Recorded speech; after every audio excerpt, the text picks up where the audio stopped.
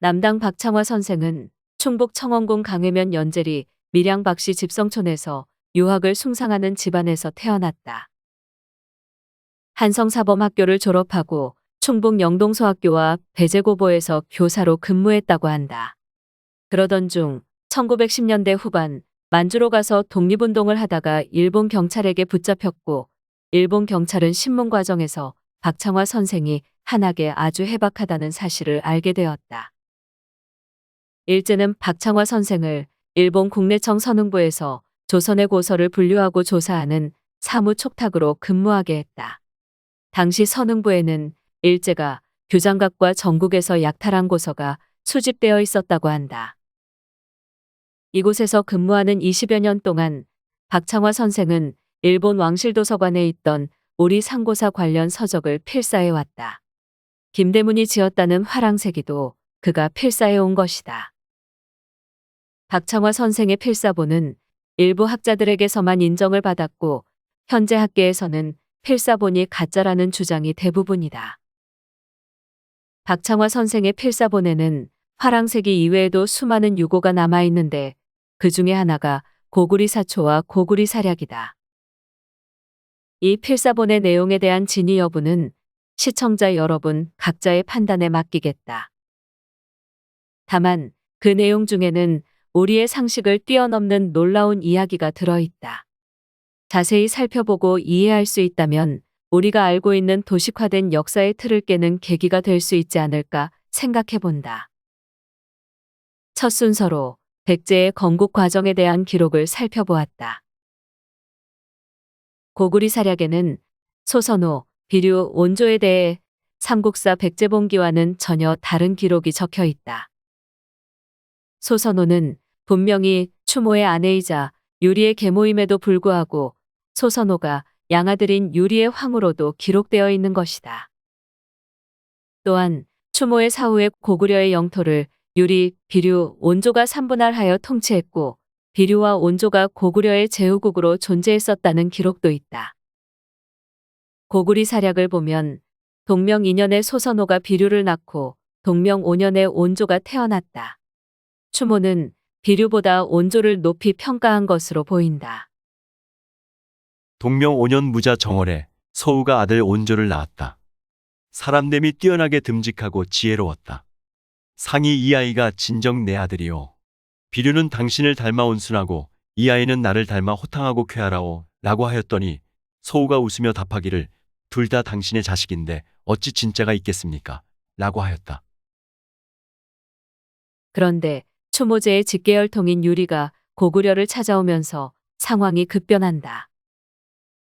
추모제가 첫째 부인의 아들인 유리를 태자로 내세우자 소선호는 격분했다. 소선호는 추모제가 처음 고구려를 건국하고 창업의 기반을 열 때 물심양면으로 지원한 공동 창업자였다. 소선호는 추모제가 함부로 할 수 없을 만큼 고구려 건국의 중심에 있었다. 10월 상이 예시 유리와 함께 신수를 참배하고 군신들을 모아 후계자를 의논했다. 황후가 대노하여 구도와 구분 등을 데리고 우양으로 퇴거해버렸다. 상은 근심하고 후회하여 병이 더해졌으나 그것을 감추었다. 그러나 결국 비류와 온조는 고구려의 통치자가 되지 못하고 추모의 의지대로 유리가 재위를 잇는다. 놀라운 사실은 추모가 소선호를 자기 아들인 유리와 혼인시킨 것이다. 추모는 소선호에게 고구려를 공동 통치할 수 있는 권한을 주어 그녀를 안심시켰다. 또한 추모는 이 혼인을 통해 지지 기반이 약한 유리를 보호하고 비류와 온조의 불만도 잠재우려고 했던 것으로 추정된다. 고구리 사략의 기록에 따르면 추모제의 뒤를 이어 등극한 유리는 연호를 광명으로 제정하고 친모 예씨를 태우로 올리면서 계모 소선호를 자신의 황후로 삼는다. 또한 소선호를 위로하기 위해 비류와 온조를 제후로 임명하고 영토를 나누어 다스리도록 했다. 광명 3년 갑진 정월에 순노와 전로는 비류가 미추홀에서 다스리게 하고 관노와 계로는 온조가 우양에서 다스리게 하였으며 연노 황룡 행인 구다 비리는 상이 소왕후와 함께 다스리기로 하여 서우의 마음을 위로하였다. 고구리 사략은 백제의 건국 과정을 파격적으로 묘사하고 있다. 고구리 사략에는 유리명 태왕이 지방을 순시하거나 내정을 돌볼 때 항상 소선호와 함께한다. 공동 통치를 한 것이다. 당시 동이족에게는 부친이나 형제가 죽으면 아들이나 동생이 계모 또는 형수를 취하는 형수 수취제라는 풍습이 있었다. 소선호는 동이족의 독특한 풍습인 형수 수취제로 인해 아버지 추모제에 이어 아들 유리 때에도 황후였으며 비류와 온조는 유리의 양아들이자 제후였다. 유리의 양아들 온조는 한남왕이라는 제후였다가 약 50년 후에야 독립해 백제를 세웠다는 이야기다. 한남왕 온조가 입조하여 위나성으로 도읍을 옮기겠다고 청하여서 허락하였다. 당시 비류와 온조의 직책은 엄표왕과 한남왕이었다. 한남은 백제 시조 온조왕의 발원지이다. 온조가 남하하여 백제를 건국하기 이전에 한남왕의 봉함을 받고 다스린 지역이다. 한남은 과거 온조의 본거지이며 백제 건국 이후에도 고구려 영토 내에 존재한 일종의 백제 분국이었다. 비류가 처음으로 도읍한 미추홀의 정확한 위치는 알 수 없으나 한반도에 있는 미추홀은 아닌 것으로 추정된다. 한반도의 미추홀은 대륙에 있던 지명이 옮겨온 것으로 추정된다. 고구리 사략은 비류가 37에 일찍 죽고 엄표왕의 즉위는 비류의 아들이 승계했다고 기록한다. 비류가 37살에 죽었다. 상은 음식을 줄이며 소왕후를 위로하였고 아이의 딸 진공주를 비류의 아들 양인에게 철어 삼계했다. 그리고 비류가 죽은 지 40여 년 후 대무신제는 엄표를 고구려의 직할지로 통합시킨다.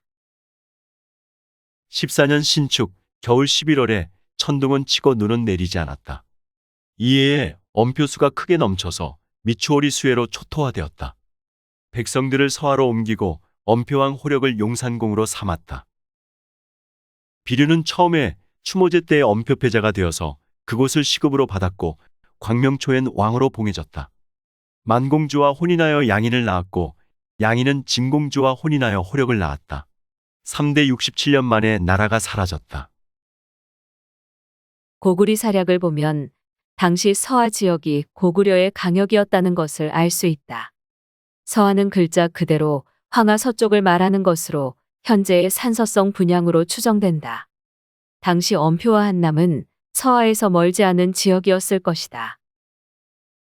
참고로 송서에는 백제 비유왕이 자신의 부하인 풍야부를 서하태수에 임명하고 남조의 송에게 사후 추인을 받는 내용이 기록되어 있다. 백제왕 여비가 박물을 바치며 국서를 올려 사사로이 대사 풍야부를 서하태수로 삼은 것을 추인해 달라고 하고 영림, 식점, 요노를 요구하는 표문을 올리자 태조가 모두 들어주었다.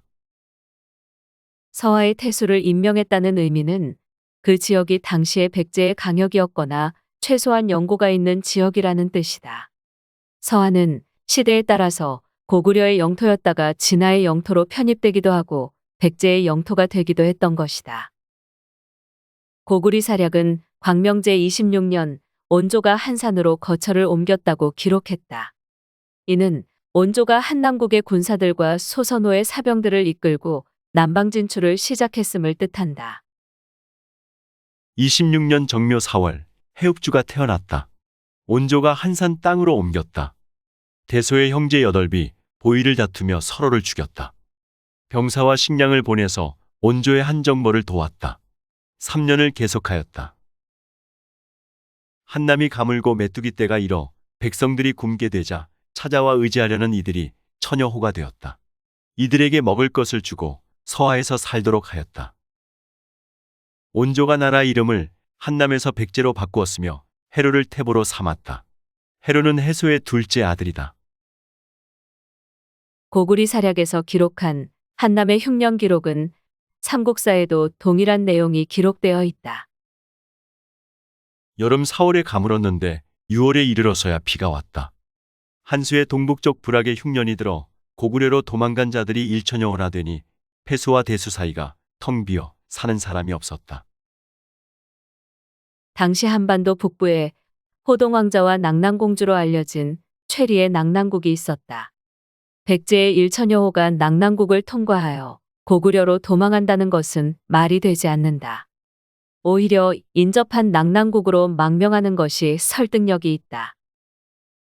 초기 백제의 위치가 한강 유역이 아닌 다른 곳이었음을 추정케 하는 것이다. 이 한남은 기원 후 42년에 백제의 2대 다루왕이 고구려에게 돌려주고 남쪽으로 내려갔기 때문에 고구려의 직할 영토가 된다. 다루왕은 고구려로부터 군사 지원을 받는 대신 한남을 고구려에게 완전히 이양한 것이다. 9월 용산에서 동명대제를 지냈다. 다루가 한남 옛 땅을 바치고 남쪽으로 내려갔다. 군사를 보내 신라를 정벌하여 다루를 도왔다. 400여 년이 지난 후 백제의 동성왕은 장수대제의 말년에 권한대행이던 문자명제에게 글을 올려 한남 땅을 다시 돌려주면 중원까지 쳐들어가서 북위를 박살내겠다고 읍소했다. 모대가 글을 올려 스스로 하소연하기를 신의 조상 온조는 동명의 친자이고 유리의 양자입니다. 그리하여 한남의 땅과 구다국을 영지로 받았습니다. 세월이 흘러 점점 사이가 벌어졌고 두 분 황제의 뜻을 생각지 아니하고 서로 나뉘어서 땅과 경계를 다투었습니다. 폐하의 참사는 참으로 황송하고 두려우나 이전에 신하였던 계로가 머리를 받쳐 죄를 씻었으니 형제 나라들의 우애에 흠이 있어서는 안 될 것입니다. 생각컨대 감국황제 폐하께서는 지극히 어지시면 얼리 의로우시니 위로는 조종들께서 베푸신 은덕을 한번 생각하여 주시고 아래로는 대국이 자식을 기르는 은택을 베풀어 한남 땅을 돌려주시어서 이 골육이 그 땅에 빌붙이고 근본에 보답할 수 있게 해주신다면 신은 우익이 되어서 동명의 대계를 좇아 서쪽 중원으로 쳐들어가 버릇없는 싹수들을 주살하고 참살하겠습니다. 이리한다면 천손의 후예로서 크나큰 행운일 것입니다. 백제 동성왕은 이 국서를 보내고 2년 후 대륙에서 북위와 전면 전쟁을 치러 북위를 대파한다. 그 결과 대륙의 동부 해안을 장악한 사실이 남제서에 기록되어 있다. 백제는 후대에도 한남을 반드시 수복해야 할 영토로 생각했다. 한남은 시조 온조의 발원지이자 백제의 영원한 본향이었다.